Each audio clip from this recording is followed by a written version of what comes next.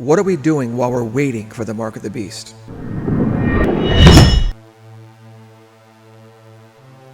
Hey everybody, listen. Our main struggle right now is making sure that we stay hungry for obeying Jesus right now while all this stuff's taking place. I keep hearing ringing in my ears, literally, the warning that the lukewarm Christians will be kicked out. And that's before you die, obviously, vomited out, spit out of God's mouth. And, that is a fearful thing. And that should be something that we use to guide us into the right decisions. And it doesn't matter how much you fail, as long as you have that fear and trembling of the Lord, that you strive to turn those things around and give God holiness through the grace that He's given us. A lot of us are waiting on the grace. Oh, when will I get the grace? I know I get to that point where I'm just waiting on the Lord to do it for me. And sometimes, metaphysically, that is the case. You're waiting on the Lord to get the chastising over. You're waiting on the season, the downfall season, the wilderness season, and then you get this springboard upward. And many of you know what I'm talking about. But while we're waiting on God, we have to understand He's given us, and He's testing us. He's given us everything we need. The scriptures are there.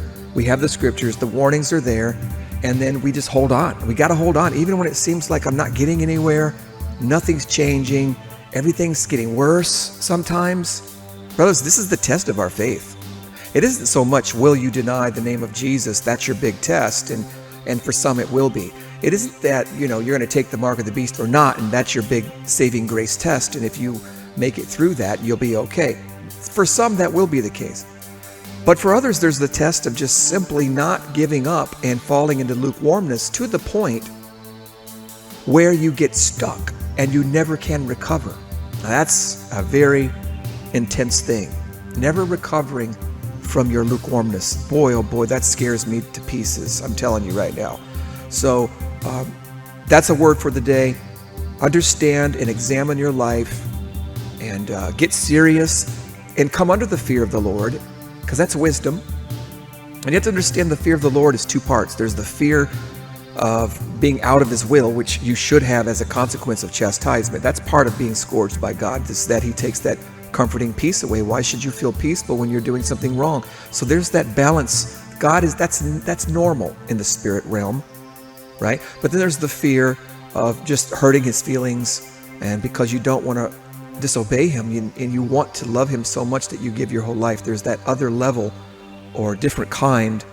One's a fear of getting punished, another's a fear of just because you love Him so much, And sometimes we have that, like, I don't want to hurt people's feelings, and I fear that I do, and sometimes I do things that I wouldn't normally do just because I don't want to hurt their feelings. And it's not that what I'm doing is wrong necessarily, it's just that somebody took it the wrong way, and that should bother us. And so that's the kind of love and concern that we have, and I want to grow in that. And anyway, I'm kind of rambling here, but check your life. I'll see you this weekend on the live streaming. We're still live streaming on the weekends on this backup YouTube channel. Hopefully I won't get any strikes until then, and then we'll be uploading on the other channel, because I got a strike on that channel. I can't upload on that other channel. So the mark of the beast is around the corner. That's going to be the biggest test for some people. While others their biggest test right now is to get out of lukewarmness. What is your biggest test? And we can overcome that with faith through Jesus and waiting and believing. Sometimes we know what to do, and then there's times we know what to do and we can't do it. And then there's times we know what to do and we can do it, and then there's times where we just gotta wait. And what are we doing while we wait? That's what I should call this video. What are we doing while we're waiting for the mark of the beast? So look in the mirror and answer that question. We'll see you guys in fellowship this weekend, every weekend, Saturday and Sunday. I love you guys. I'll talk to you later. And thanks for your prayers and support, guys. Peace.